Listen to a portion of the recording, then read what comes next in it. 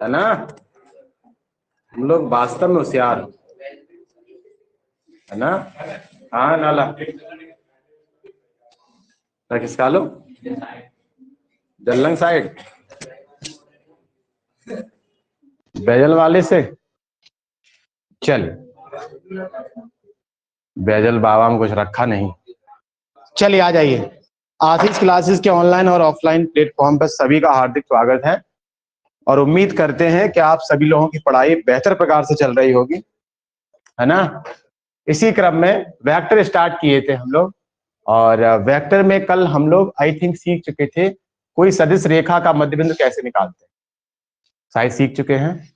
कल हमने आपको शायद ये बताने का प्रयास किया होगा कि अगर कोई सदिश रेखा दी है ना, और उसको एक बिंदु इस प्रकार से दिया है कि अंत विभाजित करता है या बाह्य विभाजित करता है, तो अंत विभाजन के बिंदु के निर्देशांक निकालना के हमने प्रयास किया था सदिश विधि से। कौन सी विधि से? Vector method. कल हम आपको बेहतर प्रकार से समझा चुके हैं ना। आज हम आपको एक न्यू टॉपिक की ओर बढ़ाएंगे, इसका नाम है द्विक कोसाइन, द्विक कोज्याएं। ओके बेटा, इसी को लिखना है। एंड डालते हैं द्विक कोज्याएं क्योंकि अंतिम टॉपिक इतना ही बचा है और फिर पूरी एक्सरसाइज फिनिश। ठीक है लाला, एक्सरसाइज करा दूंगा मैं। पहले हैंड डालें द्विक अनुपात, द्विक अनुपात, द्विक अनुपात इंग्लिश में बोलते हैं direction ratio, direction ratio. Vector का सेशन चल रहा है लाला और डायरेक्शन रेशियो समझते हैं। डायरेक्शन रेशियो क्या बोला, पहले समझने का प्रयास करते हैं। जैसे कि नाम से स्पष्ट है कौन से अनुपात निकाल रहे हैं, ये डायरेक्शन रेशियो निकाल रहे हैं।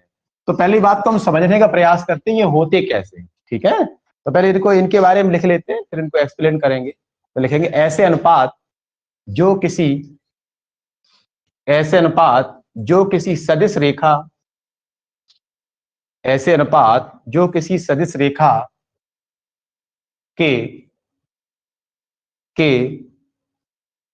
ये का लिखना वहां, जो किसी सदिश रेखा का अक्षों से स्थिति का निर्धारण करे, जो किसी सदिश रेखा का अक्षों से स्थिति का निर्धारण करते हैं, वे द्विक अनुपात कहलाते हैं, डायरेक्शन रेशियो कहलाते हैं। शॉर्ट में डीआर बोल लेना क्योंकि हम बार बार डीआर, ठीक है बेटा, क्या बोलेंगे? DR, direction ratio, direction ratio. साथ ही साथ ये सदिश रेखा के,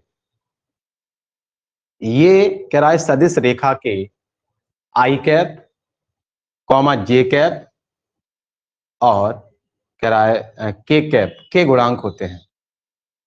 आई कैप कॉमा जे कैप और के कैप के गुणांक होते हैं।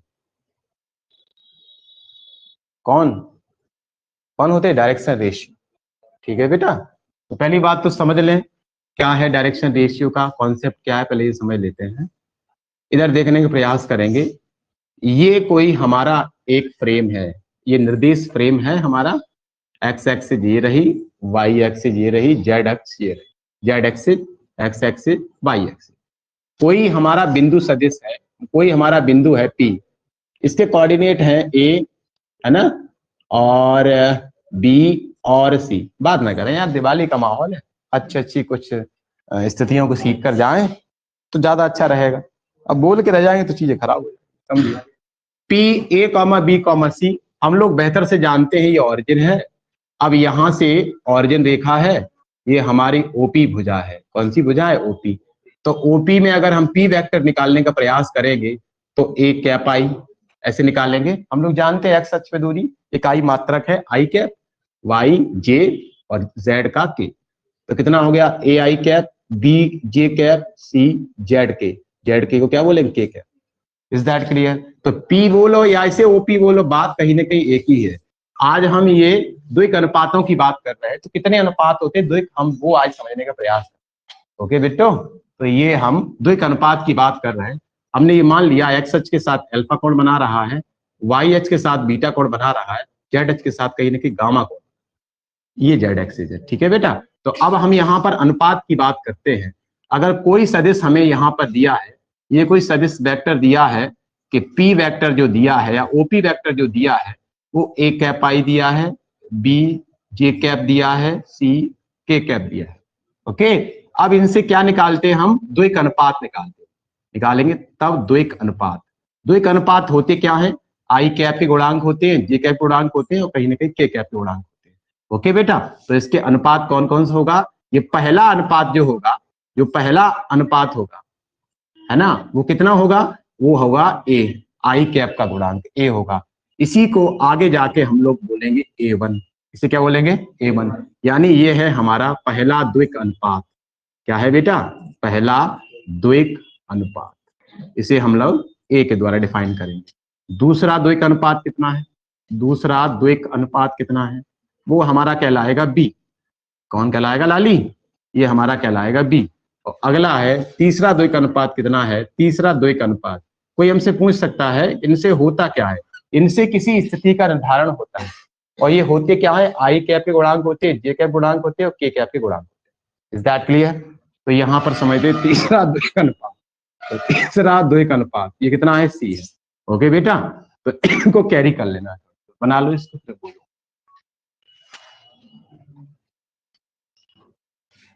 और साथ ही साथ एक बात कंडीशन और लिख लेना, साथ ही कह रहा है जो भी हमारे सभी द्वैक अनुपात होते हैं उनका जोड़ कभी एक नहीं होगा।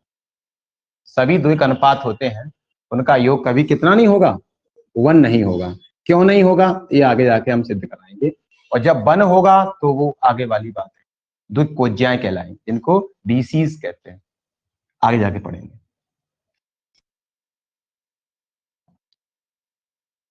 होते क्या है ये सब? आई कैप, जे कैप और के कैप के गुणांक क्या होते हैं लाली? आई कैप, जे कैप और के कैप के गुणांक।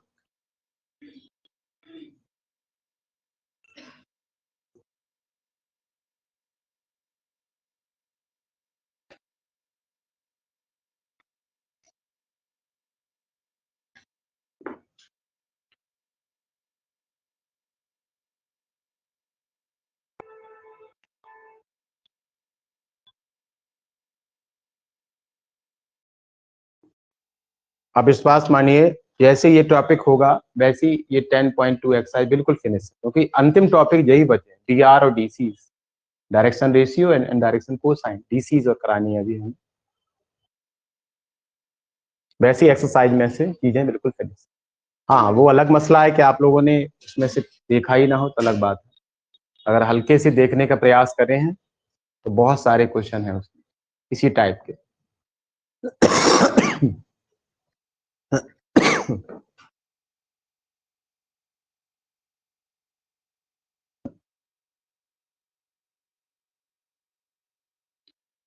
उतार लिए? इंग्लिश में क्या बोलेंगे? DR, direction ratio. क्या बोलेंगे बेटा? Direction ratio. ये क्या है बेटा? Direction ratio. ये विशिष्ट अनुपात होते हैं। तो सीधी सी बात आप ये समझिए कि इनके मान हमेशा एक जैसे नहीं हो सकते। अनुपातों में तो हम किसी से भी गुणा करके मान को बदल सकते हैं। मतलब ये है कि अगर हमने आपसे कहा, अगर हमने कहा कि ओपी रेखा का अनुपात बताओ, तो वेक्टर ओपी के द्वैक अनुपात, वेक्टर ओपी के द्वैक अनुपात, तो जो पढ़ने वाला बच्चा है वो ये कहेगा ए अनुपात बी अनुपात सी। तो ये कभी एग्जैक्ट नहीं होते हैं, ये कभी एग्जैक्ट ना होकर अप्रोक्स होते हैं, क्योंकि अनुपातों में तो हम अपनी तरफ से कोई स्विच राशि से मल्टीप्लाई कर सकते हैं। तो इनको हम ऐसे भी कह सकते हैं ए के, बी के, सी के, ये भी एक मान हो सकता है। इनको ऐसे भी कह सकते हैं ए बटे के अनुपात बी बटे के अनुपात सी बटे के, ऐसे भी कह सकते हैं। इनको एक और तरीके द्वारा ये डिफाइन कर सकते हैं कि under root A, under root B, under root C. कुल मिला के मसला मेरा ये है कि जो अनुपात होते हैं वो एग्जैक्ट नहीं होते, अप्रोक्स होते हैं। ठीक है, तो इनका मान एक जैसा कभी प्राप्त नहीं हो सकता है ना। तो लेकिन हमें समझना है कि द्वैक अनुपात होते क्या है। तो आपसे कोई पूछे क्या होते हैं द्वैक अनुपात, आपका सीधा इतना जवाब रहना चाहिए, जब कोई सदिश रेखा होती है तो उनके आई कैप, जे कैप और के कैप गुणांक द्विक अनुपात कहलाएंगे, लेकिन साथ ही साथ एक कंडीशन अप्लाई करेंगे, उन सभी के वर्गों का योग एक नहीं होगा। उन सभी के वर्गों का योग कितना नहीं रहेगा, अगर एक हो जाएगा तो फिर वो द्विक अनुपात नहीं है, फिर वो आगे वाली कंडीशन जो हम आपको लिखाने का प्रयास। बात समझ में नहीं आई? बिल्कुल समझ में आई होगी। अच्छा, अब आगे लिखते हैं द्विक कोज्याएं। द्विक को, हाँ, जहां यहाँ ये के कोई पूछ सकता है, यहाँ के क्या है, कोई स्वेच्छ राशि। के क्या वाला है लाली, स्वेच्छ राशि, कुछ भी राशि से गुणा कर सकते हैं। अभी हम आपसे कह दें एक अनुपात दे रखा है, 1:2:3, इसका एग्जैक्ट मान थोड़ा ही, मैंने 5 से गुणा कर दिया सभी में, कैसे, तो कितना हो जाएगा, 5, 10, 15, ये तो है तो उसी के बराबर। बात समझ में आ रही नहीं आ रही? या मैंने मान लेते यहाँ 5 से भाग कर देते, 1/5, 2/5, 3/5, तो बात तो एक ही है, इसलिए अप्रोक्स की बात करते हैं। ठीक है लाला, तो आप सीधे से दिमाग में चलिए, कोई आपसे पूछ सकता है कि द्विक अनुपात क्या होते हैं, तो आपका सीधा जवाब बता देना चाहिए, कोई सदिश रेखा होती है, उसके आई कैप, जे कैप और के कैप के गुणांक द्विक अनुपात कहलाते हैं, लेकिन साथ ही साथ उनके वर्गों का योग एक नहीं, उनके वर्गों का योग क्या नहीं होगा, एक होगा तो फिर वो अगली स्थिति, और वो स्थिति क्या है, वो है द्विक कोज्याएं। अगली हेडिंग द्विक कोज्याएं। द्विक कोज्याएं इंग्लिश में बोलते हैं डायरेक्शन कोसाइन। बात ना करें, बात शांत। Direction cosine, direction cosine, direction cosine, DCs, इन्हें क्या बोलते हैं शॉर्ट में, संक्षेप में, डीसीज। और ये क्या है लाली, DR, DR and DCs. Okay, ये क्या होती हैं समझने का प्रयास करेंगे। ये भी उसी पैटर्न को फॉलो करते हैं, लेकिन इसमें कंडीशन कहीं ना कहीं 1 आएगी। 1 ही क्यों होती है, ये भी हम आपको सत्यापन कराने का प्रयास करेंगे। इसी को लिखते हैं किसी सी स्वेच्छ नहीं है, ये तो एबीसी तो गुणांक है ना, इसके के का गुणांक है, ए का गुणांक है, के स्वेच्छ है ना, के सी कहाँ है, के लग रही, सॉरी सी लग रही है, माफी चाहते हैं, के है, जो भी है वो के है। ठीक है बेटे, अब बोलो द्विक कोज्याएं बोलो। देखो किसी सदिश रेखा को, किसी सदिश रेखा के इकाई सदिश के अनुसार, देखो लाला इंतजार कर रहे हो, अच्छा ठीक है देखते रहो। किसी सदिश रेखा के इकाई सदिश के अनुसार आई कैप, जे कैप और के कैप, आई कैप, जे कैप और के कैप के गुणांक द्विक कोज्याएं कहलाती हैं। हाँ, द्विक कोज्याएं कहलाती हैं,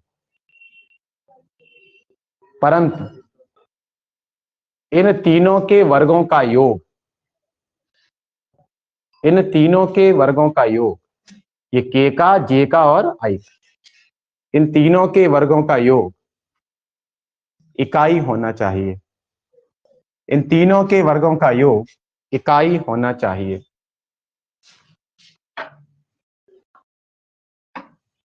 ठीक है, अर्थ क्या है लाला, अर्थ समझो, यहां अर्थ समझते हैं, यानी कुल मिलाके यहां अवश्य ही अगर हम आपसे बोल देते कि कोई वेक्टर ओपी दिखा है और A cap I, B cap J, C cap के, ऐसे लिखा है, ठीक है, तो पहली द्विक कोसाइन, फर्स्ट डीसी, पहली डीसी, पहली डीसी कितनी आ जाएगी, तो पहली डीसी हो जाएगी ए, कितनी हो जाएगी ए, सेकंड डीसी क्या हो जाएगी बी, और अगले डीसी क्या हो जाएगी सी, ये सी हो जाएगी। लेकिन एक आवश्यक कंडीशन ये है कि यहाँ A square plus B square plus C square का मान कितना होना चाहिए, तीनों के वर्गों का जोड़ कहीं ना कहीं 1 के बराबर होना चाहिए।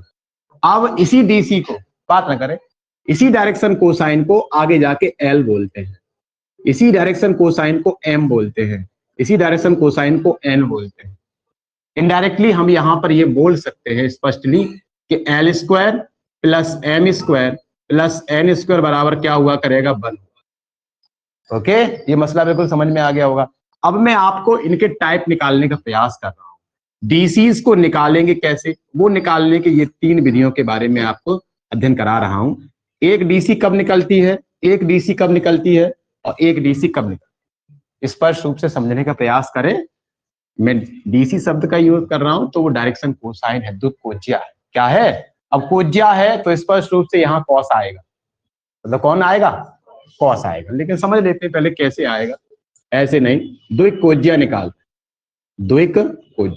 द्विकोज्या जब हम निकालने का प्रयास करेंगे बेटा तो फाइनली इसे हम 3 विधियों से निकालें, टाइप 1 में, टाइप 2 में और टाइप 3 आगे जाके। तो पहले तो ये समझ लेते हैं, जब सदिश रेखा अक्षों से कोई ना कोई कोण बनाती हो, जब सदिश रेखा अक्षों से कोण बनाती है, जब सदिश रेखा अक्षों से कोण बनाती है, अक्षों से क्या बनाती हो, कोण बनाती है। और कोण कितने हो सकते हैं वो मैंने आपको बता दिया, अल्फा, बीटा और गामा। Is that clear? तो हम फाइनली अच्छे से कह सकते हैं कोण बनाती है। तो फाइनली हम यहां से स्पष्ट रूप से बोल सकते हैं कि जब एंगल बनाएगा तो जो पहला सदिश होगा हमारा, जो पहली एल होगी वो एल बराबर कॉज अल्फा होगी। एल बराबर क्या होगी, कॉस अल्फा होगी। वो क्यों होगी, उसका भी एक रीजन है, कोई ऐसे नहीं हम इसको स्टैंड कर सकते। हमने मान लिया सामने की भुजा पर एक परपेंडिकुलर ड्रॉ करे, ऐसे करके ड्रॉ करे, तो यहां से हम बेसिकली बोल सकते हैं ये पीएम रेखा परपेंडिकुलर ही होगी। हम कह सकते हैं कि ये ओपी हमारा एक परिणामी है। परिणामी हम आपको बता चुके हैं, जब एक त्रिभुज की क्रमागत भुजाओं पर 2 सदिश कार्य करते तो उनका परिणामी उसी बिंदु से होकर जाता है जहां से पहला सदिश बनना प्रारंभ हुआ था। ये हमने बताया, शायद आपको ध्यान हो, अलग मसला है। तो ये हमारा ये इसका परिमाण है। ओपी को ही परिमाण का मॉडुलो बोलते हैं, इसे परिणामी सदिश बोलते हैं। क्या बोलते हैं लाली, परिणामी सदिश। अगर मैं इस त्रिभुज में लूंगा, अगर मैं इस त्रिभुज में लूंगा, तो जब हम लोग हाई स्कूल में रहे थे तो हम लोगों ने पढ़ा था कि पाकिस्तान बंजर पड़ा, हिंदुस्तान हरा भरा, ऐसे पढ़े थे, पीवीपी अपॉन एचएचबी, या सॉरी ऐसे ना पढ़ के LALKK पढ़ा होगा, ऐसे पढ़े होंगे। तो अब अपने आप ये सोचने का प्रयास करें, हम क्या निकालने का प्रयास कर रहे हैं, आधार भुजा निकालने का प्रयास कर रहे हैं, क्योंकि उसी दौरान हमें वैल्यू मालूम पड़ पाएगी कि एक्स अक्ष कितना चल रहा है, वाई कितना चल रहा है। ओके बेटा, तो इस कारण से अब हमने आधार और कर्ड लेना है, और ये आता काय में है, और कर्ड क्या है, ये परिणामी भुजा है जो हमें प्रश्न में दी जाएगी, जो हमें प्रश्न में दी जाएगी। इस कारण से अब हमने इस ट्राइंगल में, कौन से ट्राइंगल में, POM में, ट्राइंगल POM में कह रहा है कॉस लेने पर, जब कॉस लिए तो क्या हो जाएगा, कॉस बीटा बराबर क्या होता है, आधार बटे कर्ड। तो आधार कितना है लाली, OM, आधार कितना है, इतना तो जानते हैं कि न्यून कोण के सामने भुजा लंब होती है, इतना सब लोग जानते ही हैं। और एक बात और समझते होंगे शायद सब लोगों को, थोड़ी सी जानकारी के लिए हम बता दूं, वैसे ये सब हाई स्कूल की बातें हैं लेकिन अपने बच्चों को हल्का रिकॉल करा देता हूं। तो रिकॉलिंग में मैंने आपको ये बताया, बोला मत करो, बोला मत करो, आराम सुना करो केवल। मैंने आपको ये बताने का प्रयास करा होगा कि अगर मैं कहीं पर ये लिख दूं कि कॉस ए बराबर कॉस बी, कॉस ए बराबर कॉस बी, तो कोई मुझे ये बता सकता है क्या यहाँ पर ए बराबर बी हो सकता है, क्या यहाँ पर ए बराबर बी हो सकता है? जब तक कोई कंडीशन नहीं दी जाएगी उस दौरान तक ए बराबर बी नहीं हो पाएगा। अब कंडीशन कौन कौन सी दी जाएगी वो आपसे प्रश्न में इंगित करेगा। इंगित कैसे करेगा, आपसे कहेगा दोनों कोणों का जोड़ 0 अंश से तो बड़ा हो, 0 अंश से तो बड़ा हो, साथ ही साथ 90 अंश से छोटा।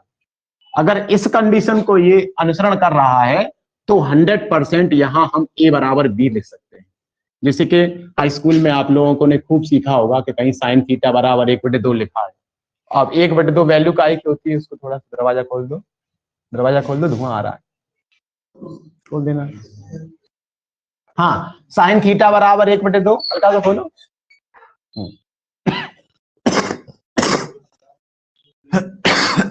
साइन थीटा बराबर 1/2, 1/2 मान काय में होता है, 1/2 मान काय में होता है, साइन 30 का होता है। तो अब यहां से तुम तुलना कराते थे, ऐसे कभी ना करा आज से पहले, फर्स्ट ईयर में हाई स्कूल में खूब करें थीटा बराबर, लेकिन ये कंडीशन कब होती है ये अब तुम्हें आना चाहिए। इन दोनों का जोड़ 0 अंश से बड़ा हो और 90 अंश से छोटा हो या बराबर, छोटा या बराबर दोनों बातें। तो ऐसी कंडीशन में थीटा बराबर 30 होता है।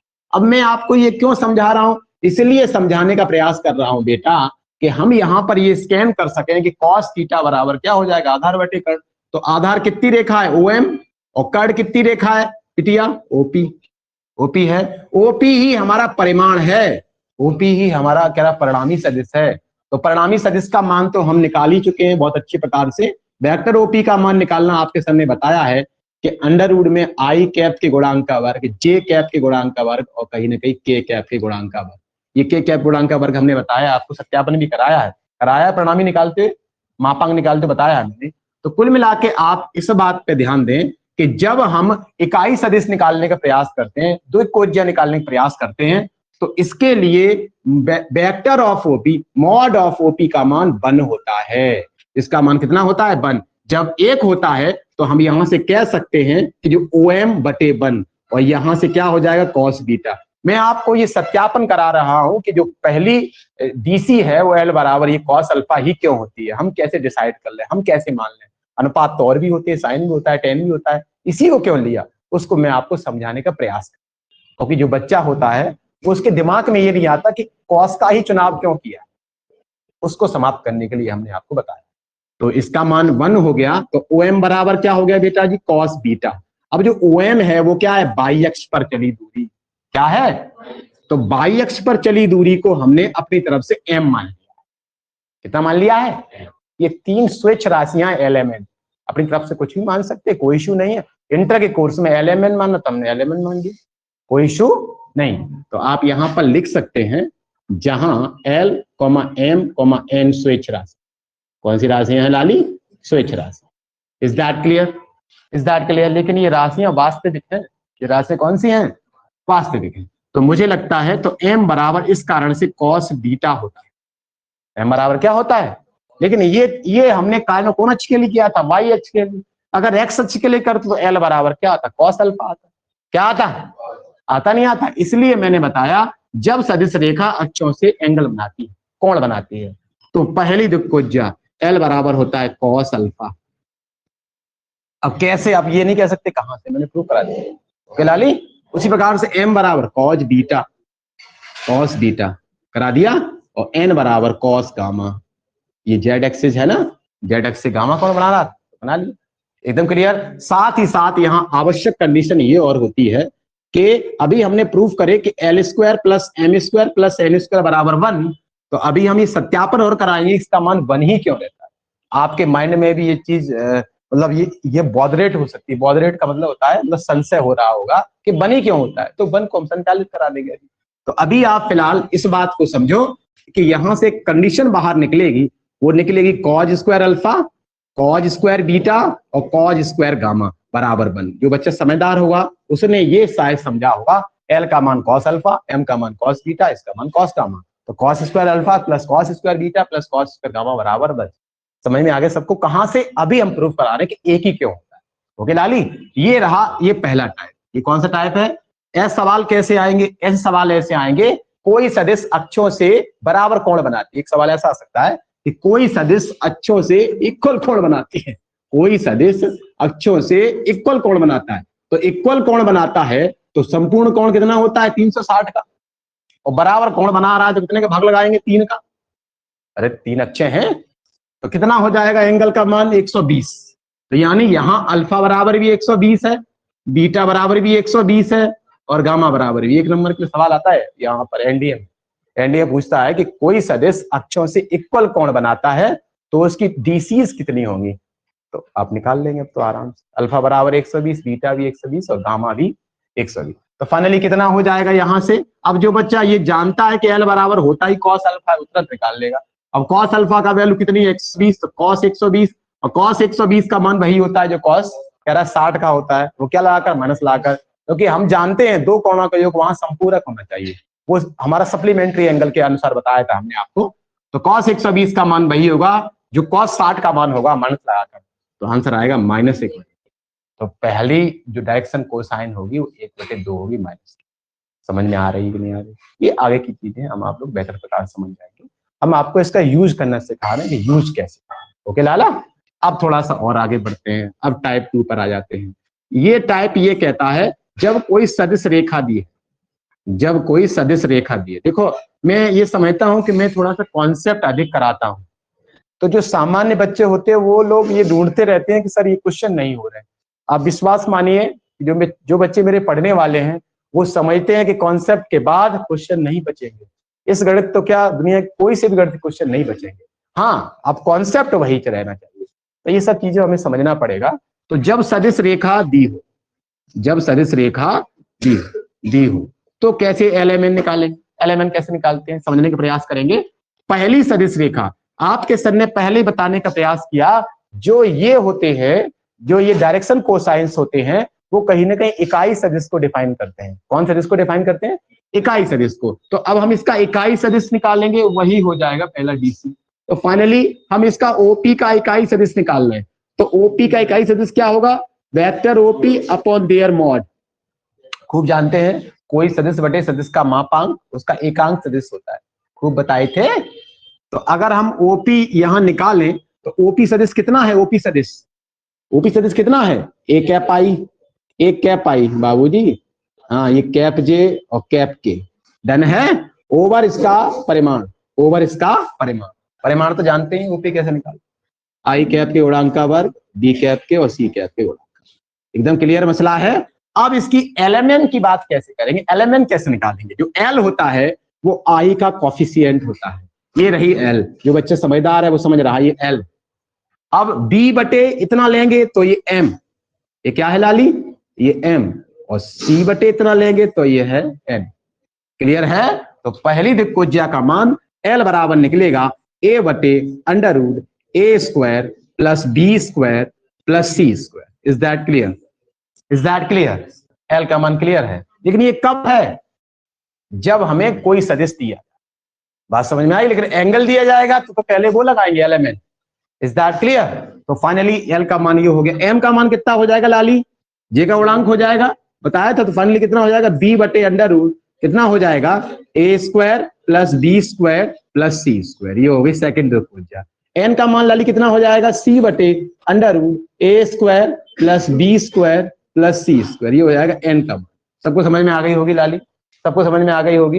एकदम क्लियर है? अच्छा, मैं आपसे इसकी परिभाषा अगर ये बनाने का प्रयास करूं तो मैं एक परिभाषा को स्पष्ट रूप से समझा सकता हूं कि अगर किसी सदिश की हमें द्विकोज्या निकालनी है तो उसका मान क्या होता है? आई कैप का गुणांक अपॉन उसका मापांक। नहीं समझ में आई? इसको हम ऐसे भी कह सकते हैं कि अगर कोई सदिश हमें दिया है और उसका हमें डीसीज निकालना है तो क्या होगा? आई कैप का गुणांक ए क्या था? गुणांक upon their mod, upon their. कुछ समझ पाए हैं? कुछ समझ पाए हैं? उदाहरण के तौर पे मैं आपसे कह दूं कि कोई सदिश दिया है, मान लेते हैं पी वेक्टर बराबर दिया है 1i कैप 2j कैप और ये 3k कैप।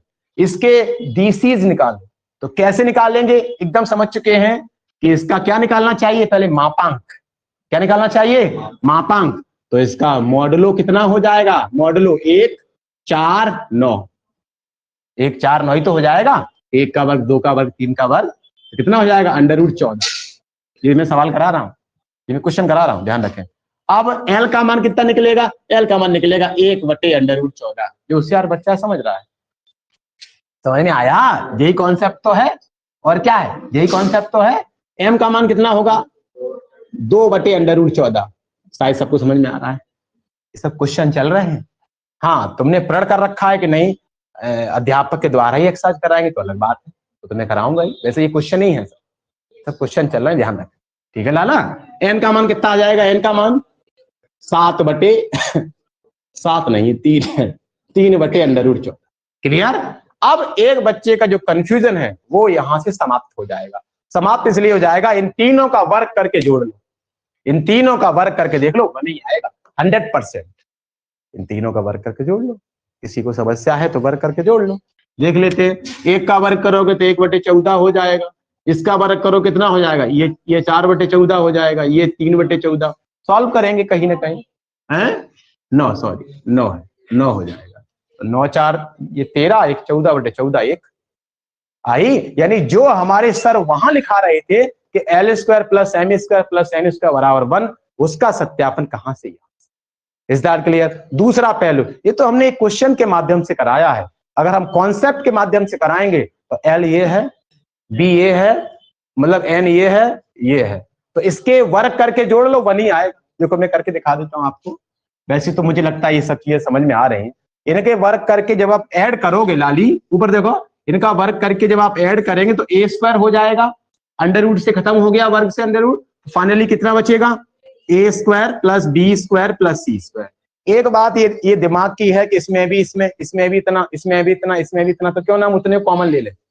अरे कॉमन ले सकते क्या, तो जब हम कॉमन लेंगे तो क्या बचेगा, ए स्क्वायर, उसमें क्या बचेगा बी स्क्वायर, उसमें क्या बचेगा, इससे पूरा कटेगा, जब कटेगा तो आंसर क्या आएगा, 1 आएगा। यानी इसका मतलब हमारे सर ने जो लिखाया था बिल्कुल एक्यूरेट है, कि जो कह रहा है जो भी हमारी एल है, जो भी हमारी एम है, जो भी हमारी एन है, इन तीनों के वर्गों का योग कहीं ना कहीं 1 आएगा। क्यों आएगा, उसका सत्यापन हमारे सर ने करा ही दिया।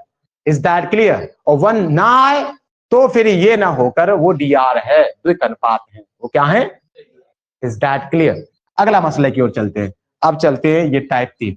अच्छा तो लग रहा है, कहीं ऐसा तो नहीं कि बहुत सारा हौच पौच हो रहा है, ऐसा तो नहीं हो रहा। मैंने क्या कहा था, मुझे 17 वर्ष वही चीज बार बार रिपीट करने में चीजें खराब होगी, लेकिन आप विश्वास मानिए जो बच्चे पढ़ेगा वो यहाँ से सीख कर ही जाएगा, विश्वास मानिए, क्योंकि हम कॉन्सेप्चुअल पढ़ा रहे हैं, हम लोग कॉन्सेप्चुअल पढ़ रहे हैं, ऐसे ऊपरी ज्ञान नहीं कर रहे, है ना लाला। तो अब आगे आ जाते हैं, इससे मैं रिजल्ट भी बाहर निकालूंगा, इससे और रिजल्ट बाहर निकालूंगा, एक रिजल्ट और बाहर निकालूंगा कि कॉस स्क्वायर अल्फा को 1 माइनस साइन स्क्वायर अल्फा लिख लूंगा, इसको 1 माइनस कॉस स्क्वायर बीटा को 1 माइनस साइन स्क्वायर बीटा लिख लूंगा, इसको भी कर लूंगा, तो एक धन कितने, वो 3 हो जाएंगे, और 3 उधर जाएंगे तो वो घट जाएंगे, तो वहां से एक sine square alpha plus cos square alpha plus वो sorry sine square beta plus sine square gamma का भी मान निकाल सकते हैं। ये परीक्षा में एज ए रिजल्ट आते, एनडीए में आते हैं, तुम्हारे नहीं आए वो अलग मसला है, एनडीए जरूर आते हैं, ध्यान रखना। तो फिलहाल यहां तक क्लियर मसला हो गया, और आगे बढ़ रहे हैं। अब टाइप 3 पर आते हैं। क्या आते हैं, टाइप 3 पर। कुछ हौच पौच तो नहीं चल रहा, हौच पौच तो मतलब ऐसा तो नहीं कुछ घुचड़ पुचड़ हो रही है। हौच पौच का मतलब होता है बड़ा पास पास, गांव की भाषा में बोलते हैं घुचड़ पुचड़। और घुचड़ पुचड़ शब्द बार बार बोल नहीं सकते हैं, इसलिए उसको कहते हैं हौच पौच। क्या बोलते हैं, हौच पौच तो नहीं हो रही, कुछ हौच पौच तो नहीं हो रही, तो इसको भी करा दूं अभी। ठीक, देखते हैं। अब देखते हैं, पहला टाइप क्लियर है, दूसरा टाइप क्लियर है, अगला टाइप क्लियर है। देखिए इस टाइप में हम आपको ये बताने का प्रयास करेंगे, जब सदिश की रेखाओं के सदिश दिए जाए, उनके बिंदु दिए जाए, पहला बिंदु दिया जाए, दूसरा बिंदु दिया जाए, उसका हम आपको समझाने का प्रयास कर रहे हैं। जब सदिश रेखा का बड़ा अच्छा लगता है ना, पढ़ाना कितना आनंद है, कोई किताब नहीं, कोई कुछ नहीं, अरे कहीं से ही पढ़ाते रहो, उल्टा सीधा कहीं भी लिखा तो क्या फर्क पड़ता है, तुम्हें तो मालूम ही नहीं कौन सा क्या चल रहा है, ऐसा है। गलत कोई गलत नहीं पढ़ा सकता, याद।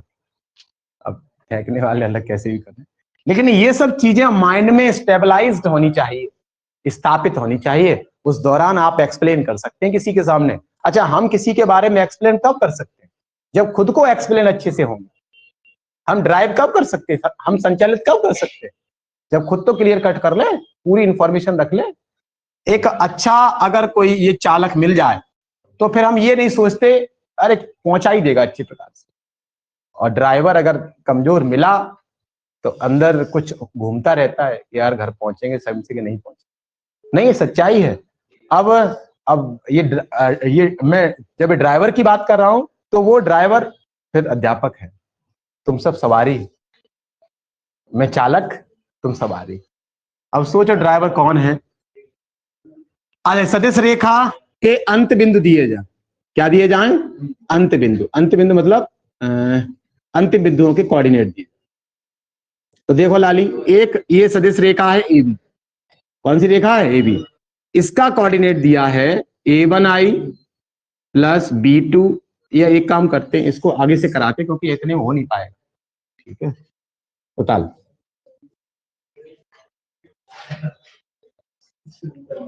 है, कहां शुरू करेंगे,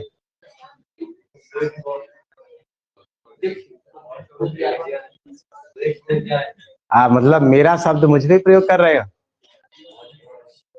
हटा दूं अननेसेसरी, मतलब अनवांटेड हटा दूं, कौन कौन सा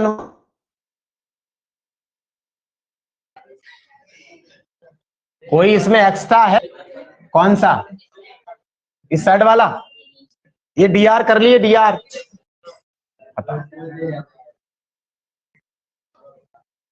मुझे ऐसा लगता है ये सब तुम्हें पहले से आता है। तुम लोगों के चेहरों की मुस्कुराहट बता रही है तुम्हें द्विक कोसाइन, द्विक कोज्या सब आती है ना? नहीं आती? हाँ, तो एग्जाम्पल तो हम क्वेश्चन कराएंगे। अरे तो क्वेश्चन तो हम कराएंगे ना, परेशान।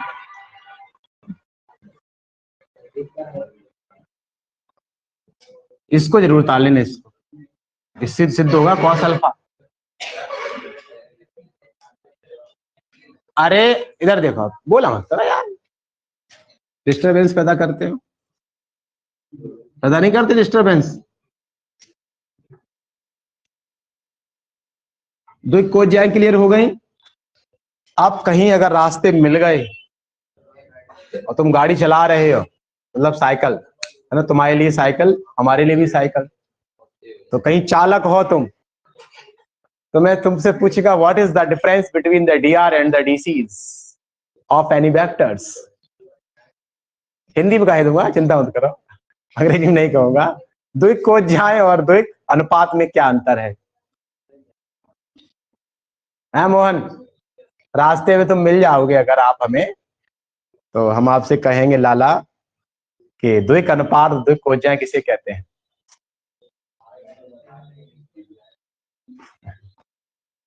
एक हमसे कह रहा था सर आपकी जब बाइक चलाते हैं तो बाइक की स्पीड तो और कम होती है, हमारी साइकिल की स्पीड और ज्यादा तेज होती है। ऐसा है? ऐसा ही है। जब कोई प्रेशराइज ना हो, कहीं पहुंचना ना हो, कहीं पहुंचना है, कोई इंतजार कर रहा है, तो भाई स्पीड बढ़ानी पड़ेगी। वैसे मैं बड़ा आहिस्ता आहिस्ता बाइक है ना, तो मैं बढ़िया चालक हूं ना, तुम लोग भी ऐसे चलाते हो। एक कह रहा सर मैं तो खींच देता हूँ, तान देता हूँ, ऐसा ही है।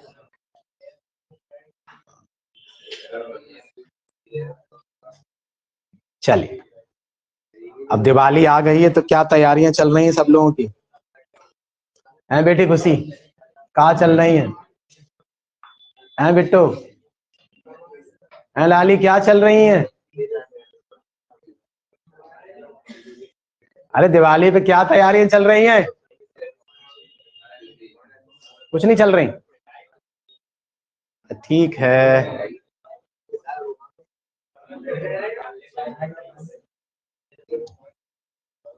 तुम लोग ये विशेष प्रकार के इंसान हो, तुम लोग ईश्वर ने एक बड़ा अच्छे प्रकार से तुमको गठित किया है, गठित मतलब बनाया है। नहीं, गठित का मतलब भी तो बताना पड़ेगा। अब कोई शब्द हम बोल ले तो बता भी ना पाए तो क्या फायदा है, तो उनका एक्सप्लेन करना बहुत जरूरी है। तो जब भी हम मिठाई की बात करते हैं तो तुम उल्टा ट्रांसफर कर देते हैं हम पे। वो कहता है सर कहाँ मंगवा रहे हैं? अच्छा, मतलब हम तुमसे पूछ ही रहे हैं और हमसे पूछ रहा है क्या? अरे मिठाई में क्या रखा है, भावनाओं में सब कुछ रखा है। अच्छा एक बात बताओ, मैं आपको ये गाली दे रहा हूं अंदर ही अंदर, मन ही मन, और काजू कतली खिला रहा हूं, तो वो लगेगी नहीं? नहीं लगेगी, नहीं लगेगी, विश्वास मानिए। देखिए भावनाओं का सब कुछ ये खेल है। ये खेल किसका है? इंटेंशन का। तो इंटेंशन अच्छी होनी चाहिए, चाहे रूखा सूखा मिल जाए। ये कबीरदास का एक दोहा भी है कि रूखा सूखा खाए के ठंडा पानी पी। जानते हो ना? जानते तुम सब दोहे हो, मानते नहीं हो, है ना? तो हैवी ड्राइवर हो? कौन से ड्राइवर हो? हैवी ड्राइवर क्या होता है? हाई स्कूल के बच्चे आजकल आजकल ये बोलते हैं कि सर ये बगल वाला सर ये अच्छा, मतलब एक प्रकार का हैवी ड्राइवर है। तो हमने पूछा क्या? तो बोले कि राइडर है सर। राइडर का मतलब होता है उसको राइड करने वाला, राइड मतलब चलाने वाला। राइड का वैसे तो मतलब होता है कि पर्वतारोही, पर्वत पे ऊपर चढ़ते हैं। वैसे राइड करने का मतलब है किसी पर आगे बढ़ के हिस्सा लेना, किसी चीज को अगुवाही कर लेना, है ना? चलिए देखो टाइप 3, कितनी सारी बातें करा दी, तुम लोग उतार नहीं पाए। आप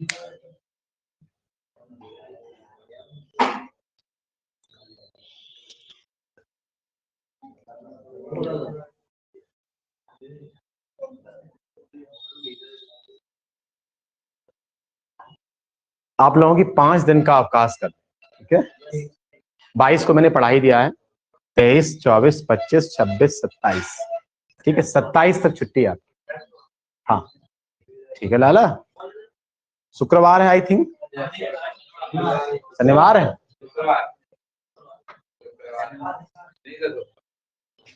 शुक्र है,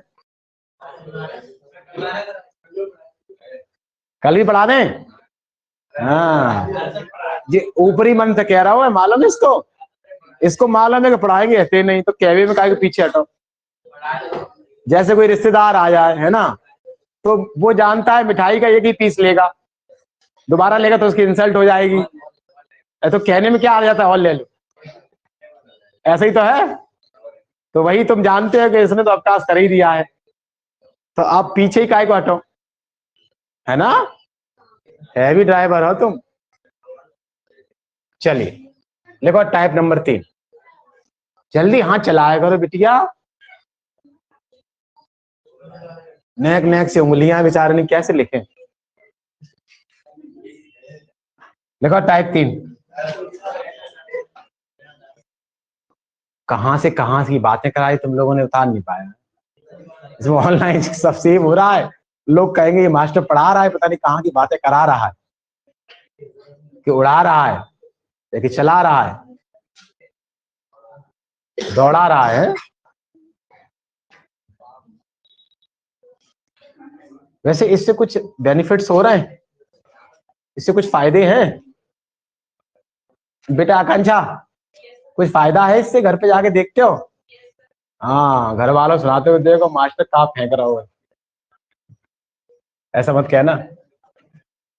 चलिए आ जाए टाइप 3, आ जाओ बिटिया, आ जाओ बिट्टो, आ जाओ बिट्टो। देखो टाइप 3, टाइप 3 देखिए बेटा, टाइप 3 में अब थोड़ा सीरियस हो जाए। देखिए देखो पढ़ाई के समय पढ़ाई की बात, थोड़ा सीरियस होना बहुत जरूरी, गंभीर है ना, मालूम पड़े हुआ हा ही हो ही करते रहे तो अपना मूल उद्देश्य छूट जाएगा ना। हम लोगों की पहचान किससे है, आदमी की पहचान किससे है, उसके आचरण से, उसके चरित्र से, उसकी मानसिकता से, उसके विचारों से। तो अगर हम उनको ही खो देंगे तो हमारी पहचान समाप्त हो जाएगी। जीवन के मूल्य होते हैं जिनको क्या बोलते हैं इंग्लिश में, मोरल वैल्यूज। एक किताब आती है नैतिक शिक्षा की, जब छोटे क्लास में होता है बच्चा, तो होता है मोरल वैल्यूज होते हैं, तो वहां सिखाया जाता है। तो ये सब तुम्हारे पास नैतिक शिक्षा की किताब अवश्य होगी ना, मैं जानता हूँ नहीं, हाँ ज्यादा मत कब्बा हूँ। हाँ ये टाइप 3, इस पे आ जाओ। अब यहाँ उतारेंगे नहीं, हम लोग समझेंगे। एक सदिश रेखा है, एक कौन सी रेखा है लाली, एक सदिश रेखा, इसके कोऑर्डिनेट हैं x1, y1, z1। इससे कोऑर्डिनेट है लाली x2, y2, z2। इससे मैं ये पॉइंट वेक्टर से पॉइंट वेक्टर बनाऊंगा, मतलब ये पॉइंट से पॉइंट वेक्टर, बिंदु से बिंदु सदिश, बिंदु से बिंदु सदिश बनाना सिखा चुका हूं मैं आपको। फाइनली लाली कितना हो जाएगा, एक्स आई कैप और वाई जे कैप जेड के कैप, सॉरी y1 है ना सब, इसलिए ये कितना हो जाएगा लाली, वेक्टर भी कितना हो जाएगा लाली, x2 कैप जे, वो सॉरी कैप आई, और y2 कैप जे, और y3 सॉरी z3 कैप के। अब तुम बोल दो तो चलेगा, मैं नहीं बोल सकता, क्योंकि तुम सामने डॉट डॉट डॉट, अपना कोई देखता है दूसरा सब देखते हैं, तो तुम तो बोल सकते हो के कैप, मुझे तो कैप के ही बोलना पड़ेगा, ठीक है। इधर आ जाओ, सबको समझ में आ गया, ए भी क्लियर हो गया नहीं हो गया। अब यहाँ थोड़ा समझने का प्रयास करें। अभी मैं आपको ये समझाने का प्रयास कर रहा हूं, कोई रेखा है उसका ये सदिश का भी ये पॉइंट दिया है, इस सदिश का भी पॉइंट दिया है, तो कैसे इसकी हम मतलब ये डीसीज निकालेंगे, एलएमएन कैसे निकालेंगे। तो एलएमएन निकालने का आसान सा फंडा मैं बताता हूं। तब पहली द्विकोज्या क्या होती है, द्विकोज्या मैंने आपको बता ही दिया है। इसका मान होगा x2 माइनस x1, यानी कि दोनों भुजों का अंतर, दोनों के आई कैप के गुणांकों का अंतर, दोनों के आई कैप के गुणांकों का अंतर। दोनों के आई कैप के गुणांकों का, और नीचे क्या होता है, देयर मॉड। क्या होता है बिटिया, देयर मॉड। इसका मॉड ही तो हुआ था। तो फाइनली यहाँ क्या हो जाएगा लाली, यहाँ हो जाएगा x2 माइनस x1 का होल स्क्वायर, हो जाएगा y2 माइनस y1 का होल स्क्वायर, हो जाएगा z2 माइनस z1 का होल स्क्वायर। सब लोगों को शायद समझ में आई, सब लोगों को समझ में आई हो। फिर ये हो गई एल, ये क्या होगी लाली, ये हो गई एल। तो आज के बाद कोई हमसे पूछता है, लेकिन ध्यान रखना ये भी डीसी, ये भी डीसी, ये भी डीसी, अंतर क्या है मैंने बता दिया, एंगल होने पर ये डीसी है, अगर कोई सदिश दिया है तो ये डीसी है, और कोई सदिश के अगर अंत बिंदु दिए हैं तो ये DC. Is that clear, is that clear. यानी फिर मैं अगली एम निकालूं तो कितनी आ जाएगी, सेकंड को जब बता लाली कितनी आ जाएगी, कुछ नहीं, यहाँ x2 माइनस x1 हुआ थे, वहां y2 माइनस y1 हो जाएंगे, कितने हो जाएंगे लाली। तो फाइनली हो जाएगा सेकंड त्रिभुजा m बराबर कितना हो जाएगा, y2 minus y1 over under root, finally इतना। देखिए ये x2 माइनस x1 भी ले सकते हैं, y2 माइनस y1 ले सकते हैं, कोई इशू नहीं है।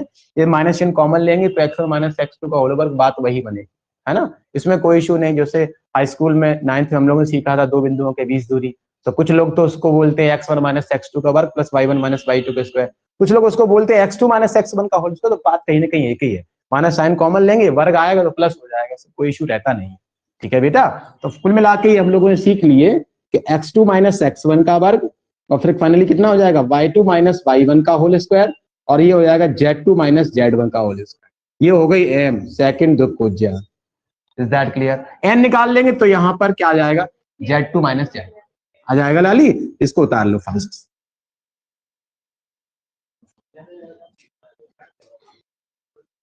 बेटा हाँ एग्जाम्पल तो अभी कराऊंगा ही, बिना एग्जाम्पल समझ में नहीं आएगा ना।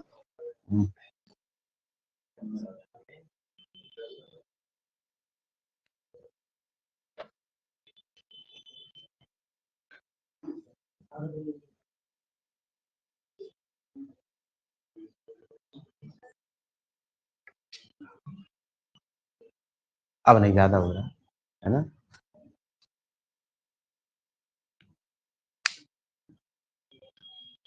आदमी को उतना ही एक्सटेंशन करना चाहिए जो सामने वाला हजम कर पाए, है ना। फिर कुपच हो जाती तो फिर समस्या सामने वालों की भी आएगी, हमको भी आएगी। इसका एक एग्जाम्पल कराएंगे तब आपको बेहतर चीजें समझ, ठीक है।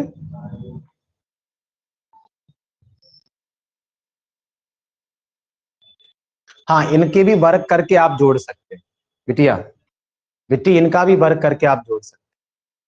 ओके लालो, इन सभी का वर्क करके जोड़ लो, आएगा आंसर वन तो आएगा, क्योंकि रीजन है उसका, ये वन अपॉन पूरा कॉमन आ जाएगा, नूट खत्म हो जाएगा, वो वहां से कट जाएगा, बात एक ही पड़ेगी। ठीक है बिट्टो। अब मसला ये बना कि इसका यूज कैसे करें, इसका प्रयोग कैसे करें। तो भाई इसका प्रयोग करना देख लो सब लोग।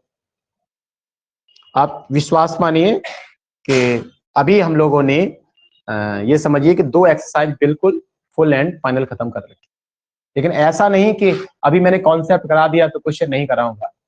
आप विश्वास मानिए कि जो बच्चे पढ़ने वाले थोड़ा समझदार हैं, इफेक्टिव हैं, अगर उन्होंने मेरी थोड़ी सी बात को इम्प्लीमेंट किया अपने आप में, तो वह अधिक से अधिक क्वेश्चनों को निपटा लिए होंगे, समझे।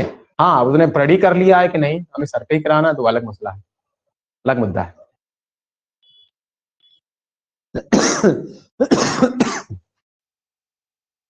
डीसी और डीआर रह गए थे, वो मैंने आज करा दिया। अब चलेगा बिंदु गुणन। अभी तक जोड़ अंतर निकालना सीख रहे थे हम, सदिशों का मापांक निकालना सीख रहे थे, डीआर निकालना सीख रहे थे, डीसी निकालना सीख रहे थे। अब सीखेंगे ए डॉट बी।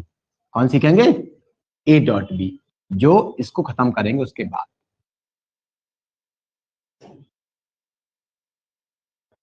स्कूलों में तो ये अभी हुआ नहीं होगा, क्योंकि हमें ऐसा लगता है हम जब तक ना कराएं तब तक हमारा कोई काम होता नहीं। हो गया स्कूलों में, तो फिर ये आपको हमें लगता है आता होगा। जो हम लोग ये पढ़ रहे हैं थोड़ा बहुत तो कुछ फायदा तो मिल ही रहा होगा, ज्यादा ना मिल रहा। अरे तो सवाल तो कराने के तरीके तो एक ही रहते होंगे, हैं बेटो, हैं बेटू, गलत तो नहीं कह रहा मैं, सवाल तो वही रहेंगे कि वो भी चेंज हो जाते हैं। अच्छा तरीके बदल जाते, ठीक है, माफी चाहते हैं। चलिए इधर देखिए, अब ये सुमित जी कह रहे थे इसके एक उदाहरण करा दें, ऐसा ही है? तो लाली लो उदाहरण लो इसका, देखो एग्जाम्पल देखो, देखिए उदाहरण देखिए, कोई सदिश रेखा है बिटिया, कोई सदिश रेखा है ए और बी कोई सदिश रेखा है, इसके अंत बिंदु ये प्रारंभिक बिंदु, इसको इनिशियल बिंदु बोले थे, ये टर्मिनल बोले थे, ध्यान आया, टर्मिनल अंत बिंदु। तो कुल मिला के इसका हमने मान लिए थे 1 2 3 ऐसे करके मान लिए थे, इसे मान लिए थे -1 -2 -3 ऐसे मान लिए थे, ऐसे माने थे। अब हमसे कोई कहे इस सदिश रेखा की डीसी निकालो, द्विकोजिया निकालो, तो कैसे द्विकोजिया निकालेंगे? अब बच्चे को तो पहले द्विकोजिया के बारे में आना चाहिए, वो कितने प्रकार से निकाल द्विकोजिया? 3 प्रकार से, एंगल दिए होने पर, अनुपात दिए होने पर, यानी कि उसका मान दिए होने पर, और दोनों के अंत बिंदु प्रारंभिक बिंदु दिए होने पर। अब आपको डिसाइड करना है, ये तो लगने वाला नहीं है, ये तो लगने वाला नहीं है, कौन सा लगेगा? फिर ये वाला लगेगा। अब हमें सोच लेना है बिटिया, ये x1 है, ये y1 है, ये z1 है, ये बिट्टो x2 है, y2 है, z2 है। Is that clear? इससे हम ये पॉइंट वेक्टर बनाएंगे, तो i कैप 2 कैप j और 3 कैप के बनाएंगे। अब कमी मत ढूंढना, जो वो कैप आगे पीछे हो सकता है। वेक्टर b बराबर क्या होता है? -1i -2j -3 के कैप। Is that clear? अब हम क्या बनाने वाले हैं? हम डिसाइड कर चुके हैं, यही है, हम जानते हैं पहली द्विकोजिया, पहली द्विकोजिया L बराबर क्या होता है? दोनों भुजों का अंतर। ओके बेटा, ऊपर देखो, दोनों भुजों का, यानी आई कैप के गुणांकों का अंतर, ऐसा समझ इसको, ये मतलब भुज ना कह के, क्योंकि ये कोऑर्डिनेट नहीं है, दोनों आई कैप के गुणांकों का अंतर। आधा डाली कितना हो जाएगा? इसका कितना है? -1, उसका कितना है तो प्लस, लेकिन अंतर होता है तो माइनस ही लगेगा। अरे होता तो x2 - x1 है बिटिया, तो -1 करेंगे ना, अपॉन नीचे कितना करेंगे बिट्टो? दोनों के अंतर, है ना, आई कैप के गुणांकों के अंतर का वर्ग, जे कैप के गुणांकों के अंतर का वर्ग, और के कैप के गुणांकों के अंतर के वर्गों का योग का वर्ग। नहीं समझे? फिर दोबारा समझो, समझ में आ गया होगा सबको? तो फाइनली कितना हो गया? अब मैं करूं एकदम फास्टली कर दूं, तो -1 का होल स्क्वायर, ये तो सेम तो उतर जाएगा पहले वाला। अब अगला वाला क्या उतरेगा? -2 का होल, अगला क्या उतरेगा? -3 का होल। डन। फाइनली सॉल्व करेंगे, कितना आ जाएगा? -2 अपॉन नीचे हो जाएगा -2, ये 4, ये 16, ये 27 36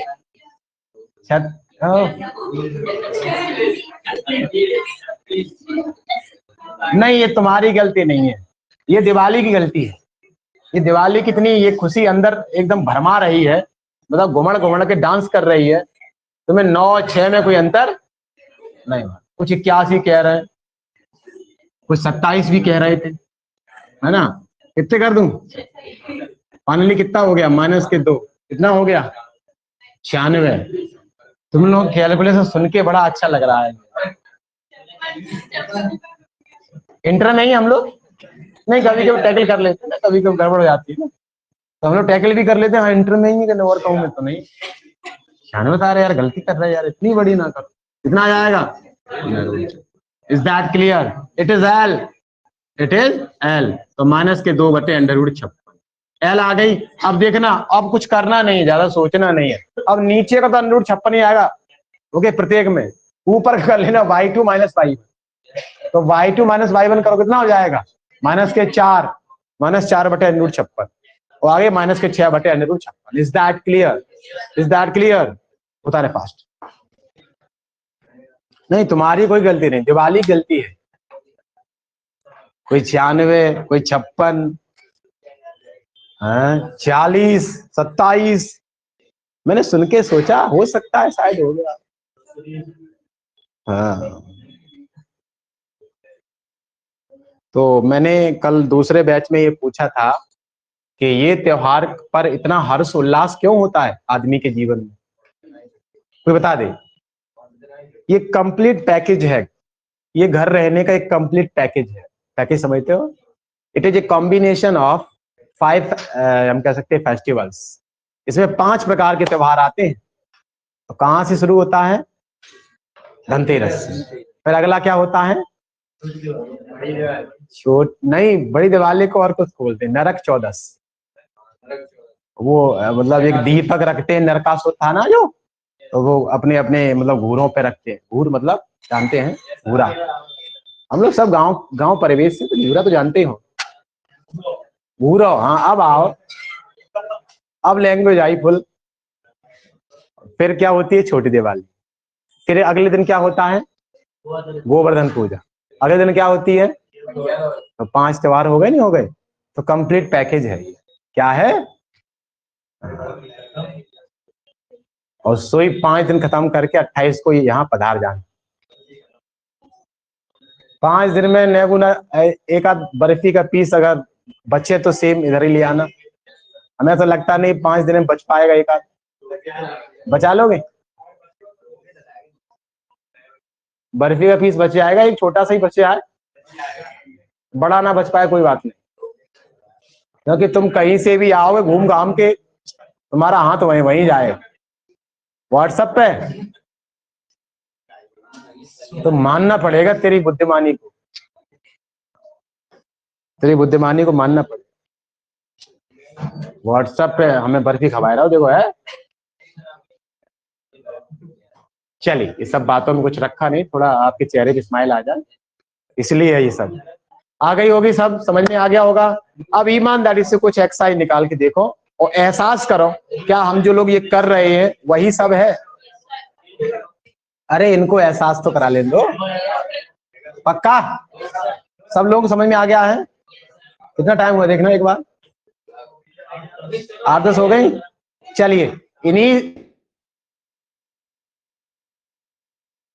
हो अच्छे ये विचारों का उत्पादन हो, इन्हीं सब काम क्लास को बाइंड करते हैं। अगली मुलाकात 28 अक्टूबर को करेंगे।